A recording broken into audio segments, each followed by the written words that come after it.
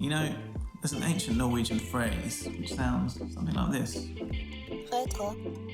That means the red thread, which is the guiding thread which runs through something. Hello everyone, my name's Neil O'Hara and this is the Red Thread podcast. We're going to take a stroll through the Old Testament and we're going to try and find out what the Bible really says and what we should really think about what it actually is.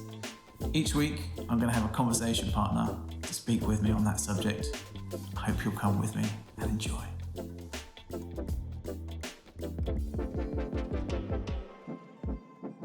Hello everyone, welcome to the City Life podcast. With me today I have Roxanna Whitaker. Hello. Hello. Thanks for joining me, Rox. Thanks for having me. Yeah, no worries. So, we're going to talk about the Bible, right? We're going to talk specifically, if you don't mind, about the first 5 books, which are called the Torah. Would you mind if I asked, what's your experience with the really early bits of the Bible? I guess there are the very specific stories that stand out. Yeah. That I assume, maybe even people who didn't grow up as Christians might know, like the creation story and Noah and... You think people would know the creation story? Very vaguely. Interesting, okay, yeah. Adam and Eve and... The Adam and Eve bit, definitely. Yeah. Oh yeah, not in any interesting detail, but just the very basics. So those kind of big stories, and then lots of boring or confusing or, random names and lists of things and stuff to do that seems completely irrelevant, or just that you don't know what to do with when you read it and tend to gloss over unless... I would tend to gloss over unless I was reading some sort of, somebody else was guiding me through it. Yeah. Like a Rob Bell. Yeah. Like a Rob Bell. I like Rob Bell. Do you really? I like Rob Bell too. I feel like he takes you with him, so I'm always, on his enthusiastic, strange word to use, but romps through What books you've been reading, Rox? Through the Old Testament or wherever it is he may have gone. He does like the Old Testament quite a lot though, doesn't he? Does he? Yeah. I've hardly read any of him. He did a whole series on Leviticus, I think. Whoa. As in 12 hours worth of podcast or video or something. Okay. Have you read Leviticus? I mean, I've read the whole Bible. Okay. I read it. I'm not sure how much I took in or how much I felt it spoke to me when I read. I mean, I couldn't tell you what it was. I'm assuming it's about the priests doing some things that they're told to do. Cutting up animals and stuff. Yeah. Yeah. Well, some of the stuff I would like to get to talk, if we get around to it, is about those specific stories. And particularly the boring or the weird ones. Because those are the ones I find the most interesting. But I think, first of all, it'd be worthwhile talking about the nature, stories in general.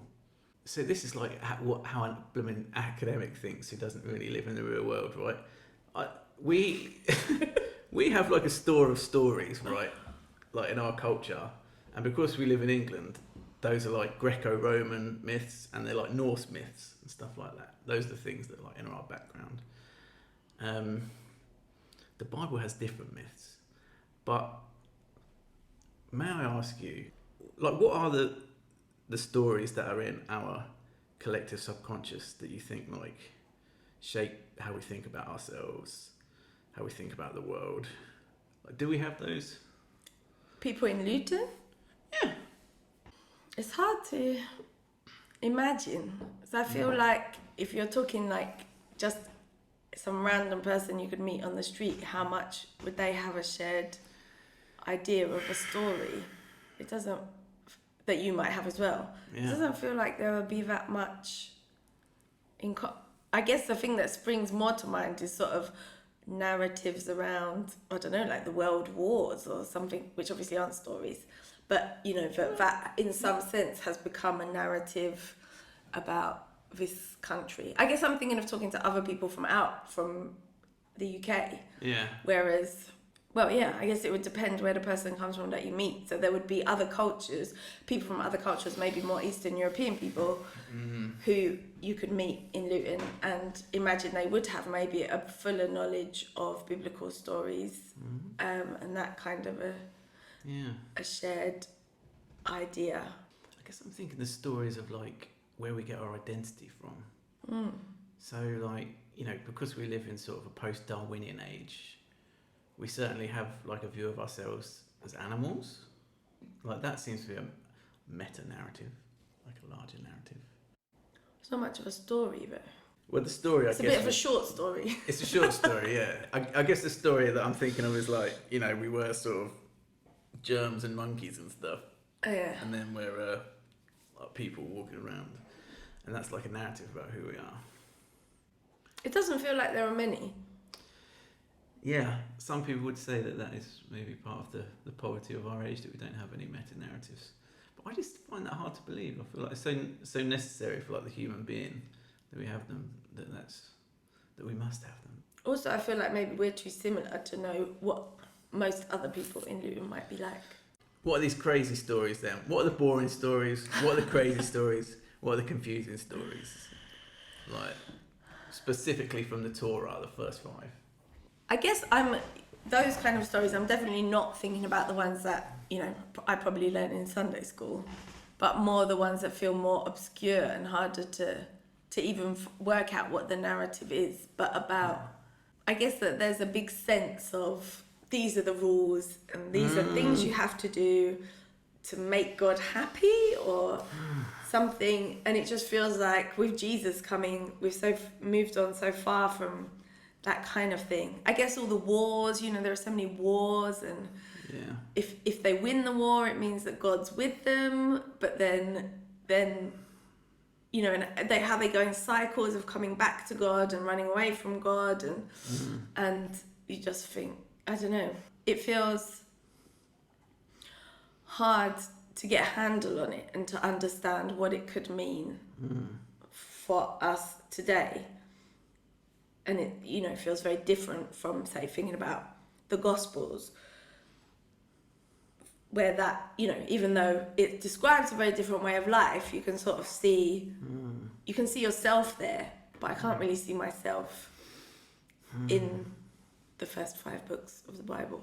Yeah, I see what you're saying there. And what you said about the first and second world wars, I think is a useful parallel. So in the Old Testament, right, there's like, in the background, like responding to a lot of this stuff is the exile. So the basic story is God takes people out of Egypt, the Exodus, like you say, and then he puts them in their own land. And that's like the biggest, best thing that they ever get. It's like he gives them a home. At some point in their history, the Babylonians come and they take the whole of the top part of Israel and they take it to a different country. They take them to Babylon. And then a little bit later, the rest of the country, like Judah, gets taken. So one of the defining aspects, one of the defining events of Israelite culture, of which Jesus is like an inheritor, is this time when God took them out of the land. So that story like fundamentally shapes how they see themselves. And even in weird ways that you wouldn't even know, like the Bible is talking about that event. You know, there's certain like massive events like, you know, like the Holocaust or like say the wars or something like that have made like such a massive impact on how people view history and view themselves. That was their big one, the exile. You mentioned like wars and kings and stuff, like specifically that bit that you're mentioning there is called like the Deuteronomistic history. The Bible is a load of books and they can look like individual things, but you can like chunk them together. A lot of them chunk together. Yeah, from Joshua up to like Kings, that's like one continuous work. Like nowadays people, like starting with I think someone called Martin Noth, he would say that constitutes a continuous work of a historian. And that's the bit where Israel go into the land, they sin, and they get chucked out of the land. And what people now think is that was like theologians looking at history and trying to work out why it happened. And so yeah, the main place where the exile comes up is there. I want to give you a little other place. The Genesis story, because I want to talk about the Torah. You know the bit where they eat the apple and they get chucked out of the garden? I would say that is talking about the exile. Mm-hmm. How might it change our understanding of those very early stories if we think they're about like an actual historical event? Yeah, I think it makes them make much more sense. Like there's something that's connected and something that almost sort of grounds them, because otherwise they can feel more like in the realm of myth, or They certainly feel like myth. And talking snakes and stuff. Yeah. And every time I've sort of discovered through somebody else telling me a bit more of a context around any of the stories in the Bible, it's often one of those kind of moments where you can sort of grab hold of it a bit more, and it can make sense. Like what you were just talking about with the exile, that in my mind, those stories in general sound familiar, but I didn't have a sense of that this is a thing of the exile. It was just like these stories where they, in my mind, it's like they keep getting booted out and they're in these cycles of going round and round, and you're like, oh, where are they now? What have they done wrong now? And so, and it's hard to sort of see the whole context together. Yeah. And so being able to connect things up in that way, I think helps with that process. So if talking about the Garden of Eden story, I mean, people probably do know, but just to recap, right at the beginning of the Bible, it says God created two people and he put them in a garden, and they broke this one command, and so he threw them out of the garden and they lived a less happy existence. So that to me seems like such a deep story. I'm a bit sort of, if we just say, well, no, that's just about the exile. Does that take something away from the story, or does it add? Or because I'm suspicious that just purely historicising it like that makes me feel a bit. There's some sadness in there for me. But I think it doesn't. You still have the original story, the almost, I guess, kind of poetry, the creativity of the story itself. It conjures up, places and thoughts and feelings of what that might look like, and so I don't think it would take away from that. I feel like it adds to it. What do you think the whole Garden of Eden thing's about? Do you think it happened? Is it like a thing in history? Is it like, what do you think? It feels hard to imagine that it could possibly be real, right? And that using it as a story to describe how God made the world and how he feels about his creation makes more sense. I guess the kind of person that I am and the kind of thoughts that I have, I haven't overly stressed myself out about how the world was created then. Or I wish I was more like you, Rox. I get super stressed about it. I'm quite happy to be like, okay, this is a nice picture to use. I've got something to work with here. But yeah, it doesn't seem like 7 days and 2 naked people. Yeah, it doesn't seem to add up.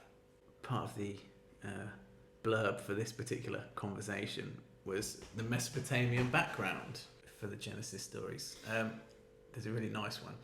Just quickly, Mesopotamia.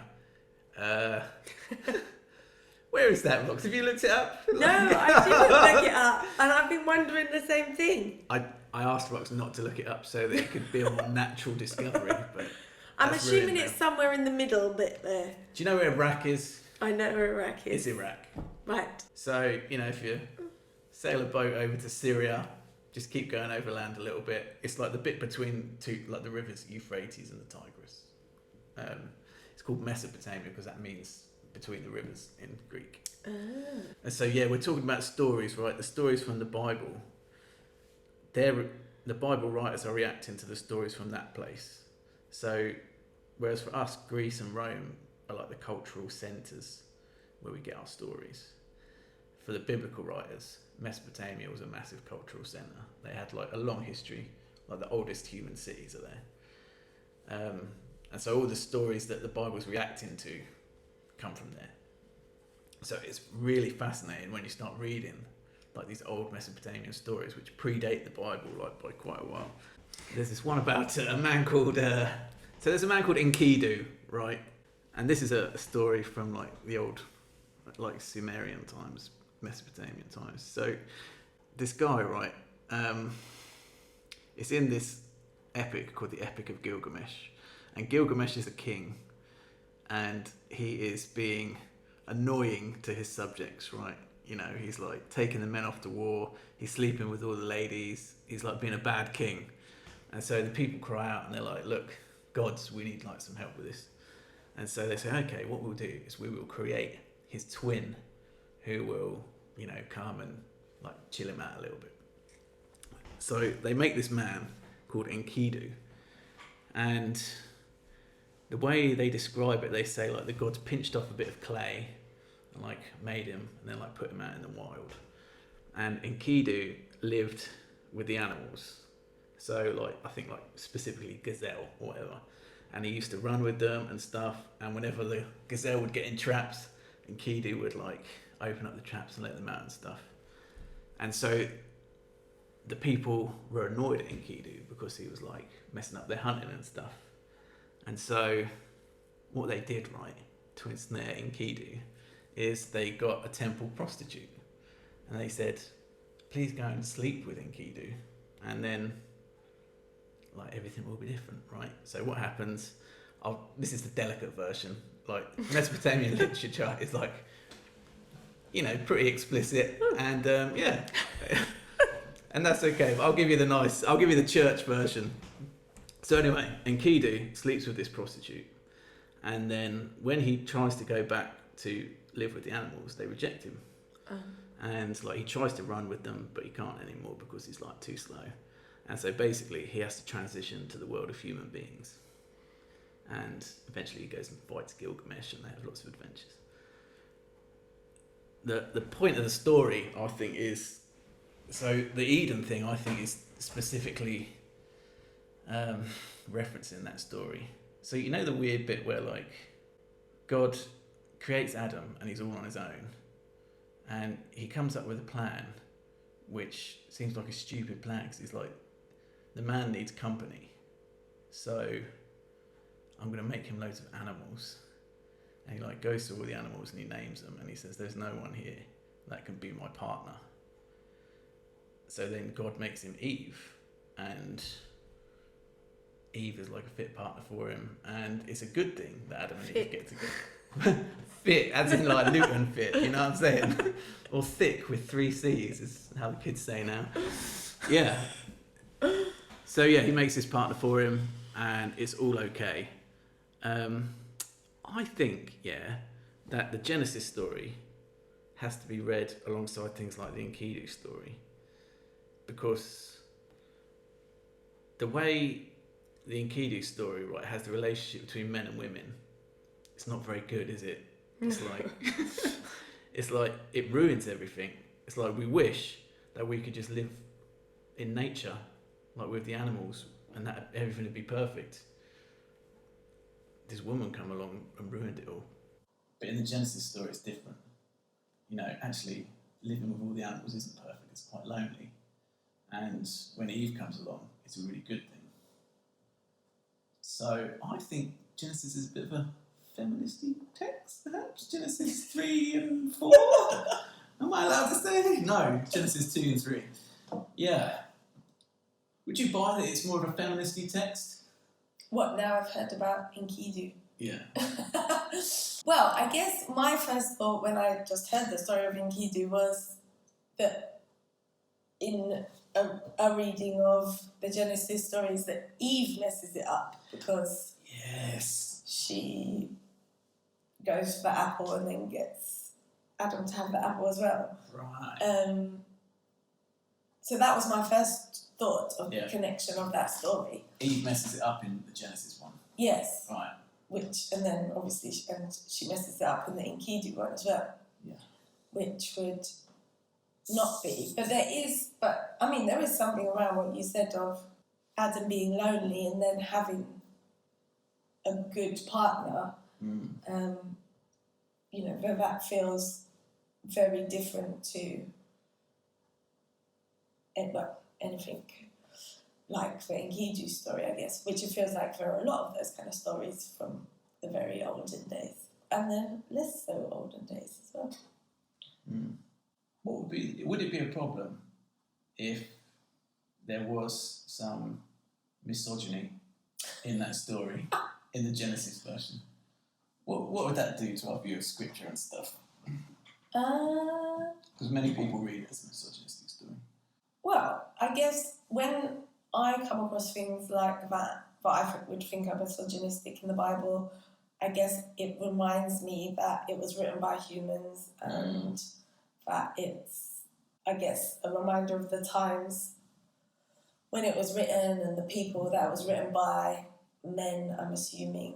I think it's problematic in that that's a shame that they wrote it like that, and it will then be problematic for lots of people. But I don't think it actually takes away from who God really is or what he really meant when he created the world.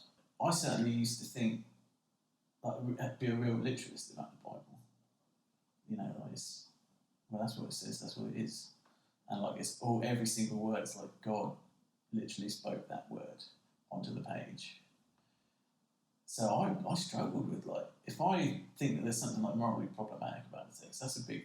I still feel the memory of that struggle. I don't feel it so much anymore because I've been in city life too long. We're all heretics, so it's fine. But have you ever been more literal about it? You're such a pragmatic person. You know what I mean? Probably not, but. Well, I think for good or for bad,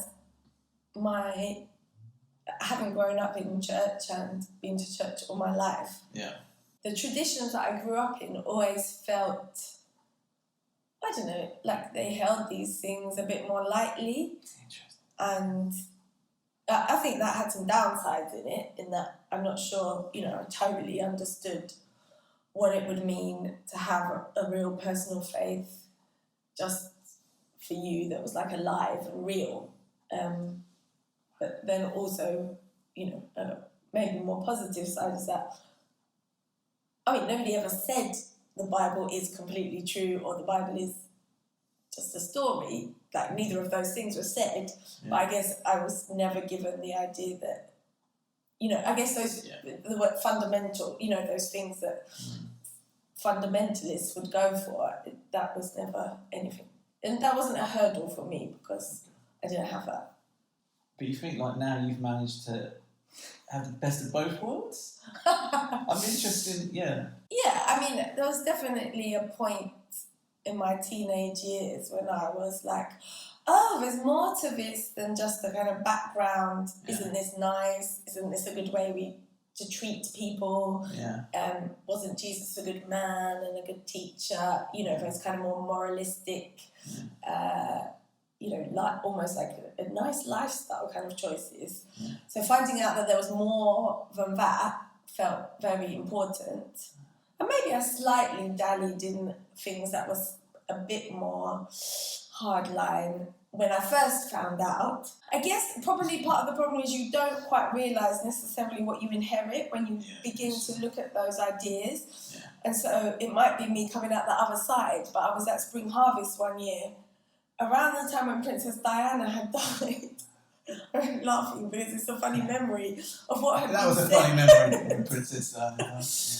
But somebody up the front said, people are saying Princess Diana won't go to heaven because she wasn't even a real Christian, and bringing up maybe did Mother Teresa die around a similar time? Anyway, saying similarly because she's a Catholic, so she won't go to heaven. Yeah. And I, as the person was talking, I was like, maybe I've picked up a bit of this sort of stuff, these are the people that are going to go to heaven. And the person at the front just said, we don't know who's going to heaven or not going to heaven. Is this even a helpful conversation? It's not for us to judge or to decide. And I was like, yeah, of course. Mm. But, and I would never have felt like that when I was younger. Mm. And then I guess there was some point as I was coming into contact more with like Holy Spirit stuff, a personal relationship with God, pushing more on maybe some more conservative theology without realising it at all. Yeah. And then, so having that person up the front say that, and I was like, oh yeah, of course. That's so interesting, right? Because what I don't know is like how people's thoughts about the Bible affects their actual faith. And yeah, like I said, I've gone from being pure hardline literalist to sort of, more like what you just said, like holding things a bit more lightly. And I think my faith has got deeper because of that. But yeah, I know, I'm just concerned. I don't want to, can you be like a hardcore follower of Jesus and hold these, less stringent views of the Bible?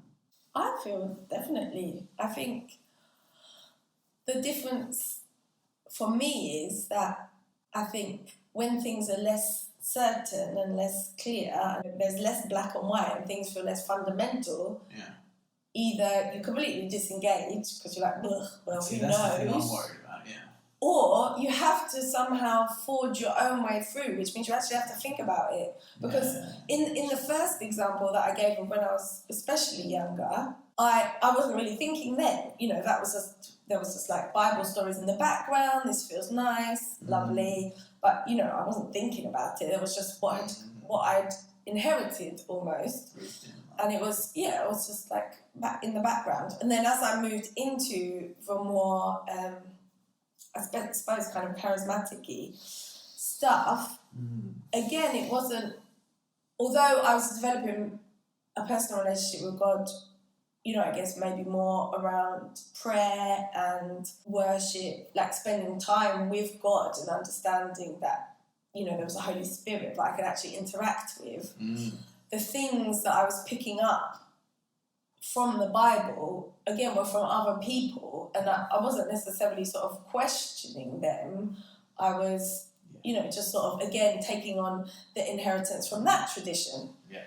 And so I think coming out of both of those and into something that's less clear-cut, I felt, there definitely is an option of completely disengaging, and I think, thinking of people at university and particularly that time of people's lives, leaving university and just being like, well, forget that.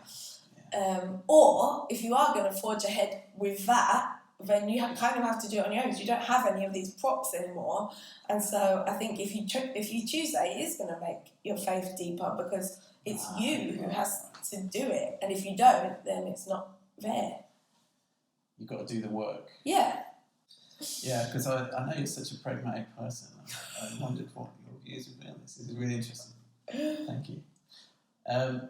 Genesis 2 and 3, as anti-feminists, I will just present that I think there are some readings of that text that would say that, it's implied that Adam and Eve were together when they were, tempted by the serpent. And so it takes the moral burden off of Eve. It doesn't have to be read like that. I think if you've already got some misogynist thoughts in you, it's very easy to read it like that. But I don't think it's necessary to read it like that. Again, that's me providing a bit of an apology for the Bible. I don't know if I need to do that, but because of my literalist kind of background, I feel like I need to provide this kind of apologies. But I think you can read it as not morally problematic.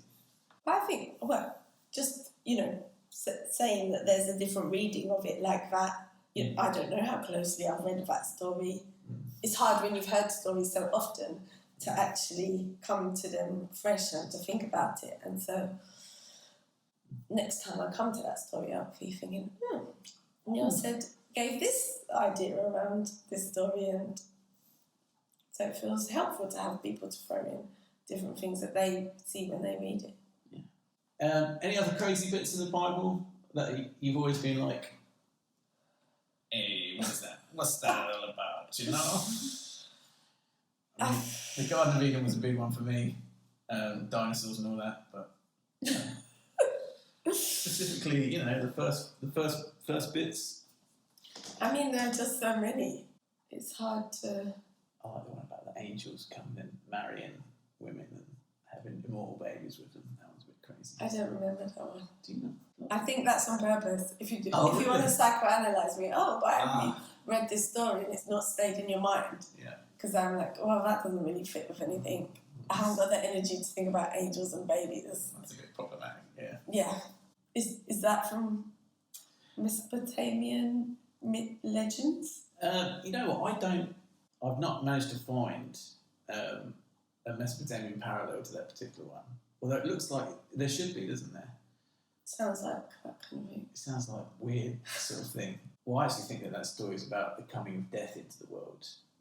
So, you know, like in Genesis, where they get taken, the tree gets taken away from them, the tree of life. Yeah.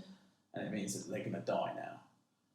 I think that is one version of the story of how death came into the world. I think this one about the angels and stuff is in Genesis 6, 1-4. I think that is another story about how death came into the world. Points out a weird thing about the Bible. Sometimes it will tell like the same story in different ways, different times, which is kind of one of the things that made me move away from the historical view. Because if it was supposed to be historical, it would give one account of why something happens. Mm. But I think maybe in some of the other chats that I'll have, we'll talk more about that. But it's like the people who put the Bible together, like, took loads of different stories and they just wanted to preserve them. They didn't necessarily care if they contradicted each other. They were like, oh, this is a good story about how death came into the world. So is this. Let's put them both in. Yeah, but that's all I really know about the crazy angel one. I mean, just for the purposes of the people listening, the story is at some point, very early in humanity's history, there's this bit where it says the sons of God, whoever that might be, the sons of God saw the daughters of men and that they were beautiful, and they came down and they married them and they had children, and God said, people can't live forever. I will not contend with man forever. His life is only going to be 120 years. That's going to be his maximum. So that's the story. And it's so weird. I feel like you probably, like many other people, that just skip over it. They're like, okay, that doesn't make any sense at all. I think it's about death coming into the world. And the fact that it sets human lifespan at 120 years does point to a Mesopotamian origin for that, because of the numbering system that was used in that part of the world. What, people lived for 100? Or they counted years differently? Is it like sexagesimal or something like that, when you like count in 60s or like 12s? It's like something to do with that, like marks it out as like having an older origin. Although there are bits in the Bible that you just like, the origin is lost, and maybe sometimes the meaning. Like in very few places, maybe the meaning has been lost as well. I feel like we need another example of a story that is from where you can trace the story back to Mesopotamia. Previous myths and legends. I'll give you the one that I like the best. So the flood story, like that is really old. Like that is one of the things that really put people onto the fact that the Bible is in conversation with older myths and legends. So like in the 19th century, they dug up this clay tablet from like Iraq, from the sands of Iraq, and it was written in something called cuneiform, which is an old type of writing. And when they deciphered it, I was like, this is the flood story. But it was like slightly different. And it was slightly older. And so the story comes from about 2000 BC, which is long before any of the biblical manuscripts. The story goes like this, right? Humanity had begun to get very numerous, and they were loud and annoying, right? And so the gods could not get any sleep. And so they decided to destroy humanity.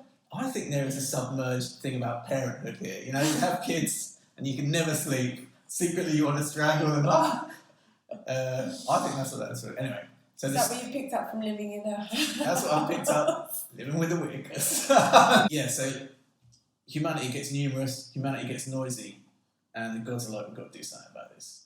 And so, first of all, they send like a plague. That kills quite a few of us, but not enough. And then I think it's a war. They use some second means in order to try and thin us out and kill us, because we're annoying. And that doesn't, do the job. So they're like, right, now the flood will sweep over. We're going to send the flood. We're going to kill everybody, because the humans do the work for us. But look, they're annoying us. So they're not worth it. We'll do the work. We'll kill the humans. That's how the story goes. But one of the gods, I think it's Ea, goes down to his favourite. It's got different names in different versions of the story. The one I like is Utnapishtim. He's like the Babylonian version of Noah. And Ea goes down to Utnapishtim and he's like, they're going to send a flood, so you've got to build a boat. And it's going to rain. When it rains, you've got to take animals into the boat. And so obviously Utnapishtim does this. The rain comes, destroys everything. And then Utnapishtim at some point sends out a crow. No, it's a raven, I think. Sends out a raven to see if there's dry land. Raven comes back, sends it out again. Raven comes back, sends it out a third time, I think. It doesn't come back. Eventually, the flood subsides. Utnapishtim and his family come out. He makes a sacrifice, and the gods gather like flies around the sacrifice, and they smell it and they think it's good. So, if you probably recognise many of the details of that story, because that's exactly how it happens in the Bible. What on earth? But obviously it's Noah rather than Utnapishtim, and there are other differences. Why on earth are the biblical writers taking that story? What on earth are they doing with it? That is a very clear case of borrowing. Another reason why I would say the early parts of the Bible are not historical, because they're clearly taken from older mythology. Why does the Bible writers do that?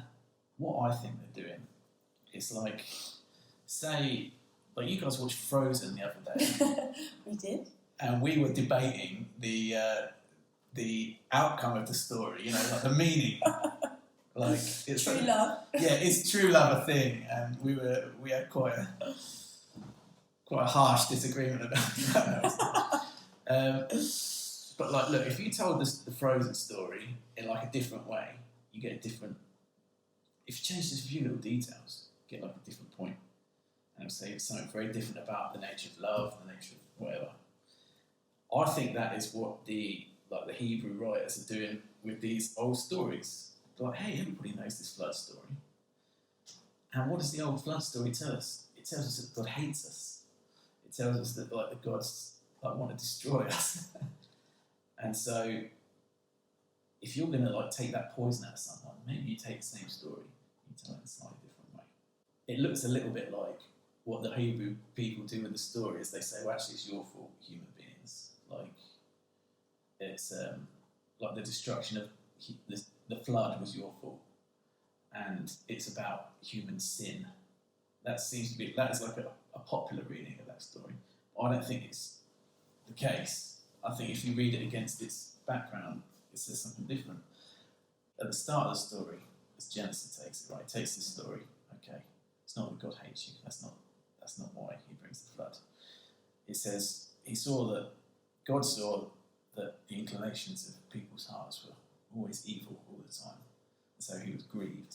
That's the first time God suffers in the Bible. Incidentally, He was grieved to His heart, and He decides to destroy. You go through the whole familiar story. Someone gets in a boat. Someone takes all the animals. Someone sends out some ravens. In the Bible, the third bird is a dove. I don't know why that is, but that's weird, isn't it? They deliberately put a different thing in there. Not sure why. Tell the whole story. The flood goes away. Noah gets out, makes a sacrifice. It's a pleasing aroma to God. At the end, God says, and I still see that the thoughts of man's heart are always evil all the time. Therefore, I will not destroy. So at the start, he says everybody's wicked all the time, so I'm going to kill them all. And at the end, he says everybody's wicked all the time, therefore I will not destroy. So, yeah, I think what the Hebrew writers are doing with that story is making it a story about a change in God's heart, a change in God's attitude towards us. So it moves us away from these Mesopotamian gods who hate us and want to destroy. It's like, actually, he wants to preserve humanity. He wants to love us and stuff like that. So yeah, the story is about God killing everything and everybody, but I actually think it's the story of mercy. Interesting. Just on the bird. Yeah. What do you think? A dove feels a lot more hopeful than a raven. When you were Does. like raven, I was like, oh.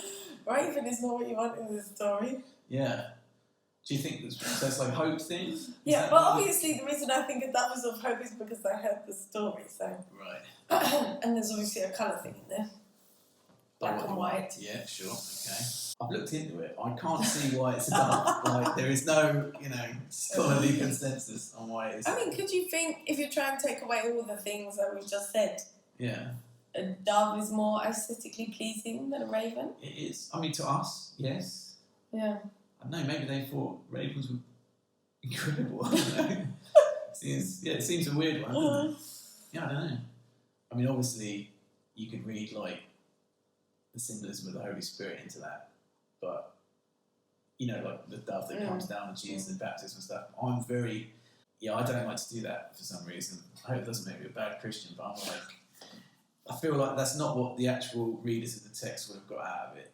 And so I'm very suspicious about trying to put it in there. So, but I like what you say about, it is just a more beautiful thing. It's like, oh. But just hearing all of that about the Sorry to go on Noah's story is, I guess, those stories, particularly, you can have an idea of like what you learned in Sunday school in your head, but when you read the Bible, it feels, those stories, they feel even more distant, and you just think, what is this really about? What's going on here? I can't really tell. It feels very far away. But to hear that, they found this stone with this story written on by these people in Mesopotamia who wouldn't have even known about Yahweh. They didn't. And how their stories informed their worldview and what they were thinking about, and how it's so difficult for us now to imagine what that was then, and so easy for us to just put on who we are back onto them, which just doesn't really make any sense. Yeah. And so understanding more and more about the history helps to see them as real people, that they had these stories and that informed who they were, where they lived, and that's obviously going to inform, what they think about how the world began and how that fits in with their experience of God in that moment. How deeply do you think we can get into their heads? How important do you think that is? Well, I guess you probably always have to hold in mind maybe that you don't really know, but maybe it's the thing of being curious. Being able to be curious about their lives, who they were, where they came from, what other stories they knew, what histories, and... When we say they, we're talking about the biblical writers or the readers? Or? I guess I was thinking both. Okay. But maybe it makes more sense to think about the writers, given that we have something a bit more concrete to link to them. Although maybe you then assume the readers would... largely agree? Yes, because the writers were writing for them. But interesting. Yeah, so I guess it makes them feel more human and more connected rather than these kind of distant, strange, story-like people that were kind of just there in that place then. But actually, they had a whole culture, a whole history going on that we, only very vaguely understand, or maybe some of us more than others. So these people are just doing their best with what they have. I don't know if I'm paraphrasing you correctly, but I thought there was something profound about realising that scripture is written by a bunch of people that, I mean, they don't have modern science or anything like that. They've got these stories though, and they're using those stories and they're transforming them to try and do their best to understand what God is like. I liked that, and I thought that was very profound and true. I guess, and from you saying that, makes me think, that we're in a similar position. Although we have all the scientific and technological advances and way more knowledge about so many different things across the globe, in some ways, we're doing the best with what we have, which is almost too much to be able to make a decision. How do you know what's true? What can you decide? Rather than, where they had almost the opposite, but, they were doing the best with what they had, which wasn't quite, wasn't much or wasn't enough. And so, how do we know? We don't really, and we just have to go with what we've got. And so the more that we can be curious about what their lives were like to help us understand the whole thing, I think it's probably good. Excellent. So, good. It's going to help us to understand scripture if we know some of the stories that they're reacting to. Great. Hopefully we've done a bit of that in this chat. Thanks for listening to the Red Thread podcast. This episode was recorded and edited by Gree. Remember to subscribe to the City Life Church podcast on Apple Podcasts and get notified when the next episode comes out. You can access these podcasts and more on our website, loveluton.org/podcast. See you next week.